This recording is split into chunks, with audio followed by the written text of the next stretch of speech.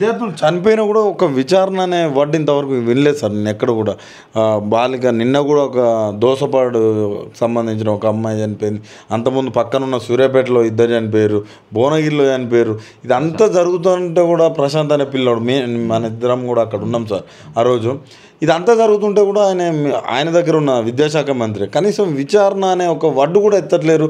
దీన్ని ఎలా చూడాలి సార్? తెలంగాణ విద్యా వ్యవస్థ అసలు ఎటుపోతుంది? రియల్ బ్రదర్, నేను చెప్తున్నా కదా, ఈ ముఖ్యమంత్రిని ఎంత తొందరగా తీసేస్తే అంత మంచిది. ఎన్ని రోజులు అంత నష్టమే. అంత మన పిచ్చెక్కిపోతుంది ఈడం సీఎం అని ఆలోచించడానికి. అదేందా నేను నా జీవిత కాలంలో చూడనటువంటి the most worst chief minister ఈ భారతదేశంలో. ఈ స్వతంత్రం వచ్చిన 47 ఏళ్ళకి ఇయాటి వరకు ఏ రాష్ట్రానికి ఇంత వరస్ట్గా నువ్వు లెక్క చూసి చెప్పు. 18 గంటలు పనిచేస్తున్నాడు కదా సార్ చంద్రబాబు నాయుడిని చూసి. అంటే నేను 12 గంటలు పనిచేసేవాడిని, ఇప్పుడు 18 గంటలు పనిచేస్తా అంటుండు. ఇగో బ్రదరు, చంద్రబాబు నాయుడు చార్మినార్ ఎవడు కట్టినా కానీ నేను కట్టినా అని, హైదరాబాద్ నేనే కట్టినా అంటాడు. అర్థమైందా? తుపాకీ లచ్చన్న మాటలు చెప్తాడు. అర్థమైందా?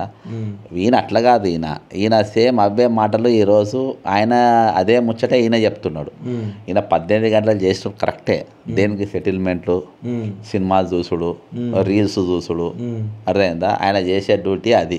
నువ్వు గేడ చూడు, అసలు ఏం మాట్లాడతాడు ఆయనకు అర్థం కాదబ్బా. చాలా చీప్గా ఉంటుంది. అంటే ఆయన భాష ఇవాళ ప్రపంచ దేశాలల్లో ఆ భారతదేశం గురించి మాట్లాడుకుంటా, భారతదేశంలో ఇవాళ తెలంగాణ ఎట్లా చూస్తున్నారు, తెలంగాణ అనేది ఒక రాష్ట్రం ఏర్పడ్డదని మనం అనుకుంటాం.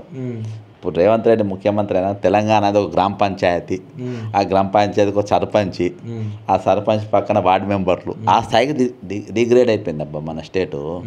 ఈయన సీఎం అయినాక మజా కాదు. అంటే ఈయన భాష అట్నే ఉన్నది. ఈయన లాంగ్వేజ్ కంటే ఎమ్మెల్యే చాలా బాగా మాట్లాడుతారు. ఎమ్మెల్యేలు కానీ మంత్రులు కానీ వాళ్ళు చాలా బాగా వాళ్ళ బిహేవియర్ కానీ చాలా బాగుంటుంది. చిల్లరగా నేను ఏదో గౌడర్స్ మీటింగ్స్లో పోయిండ్రు, అది టీషర్టు అదేదో. అంటే నువ్వు తెలియకుండా ముందే వాళ్ళ పేర్లు అడుక్కొని చెప్పుకోను. ఆయన పేరు ఏంటి, అది భాషనా అది?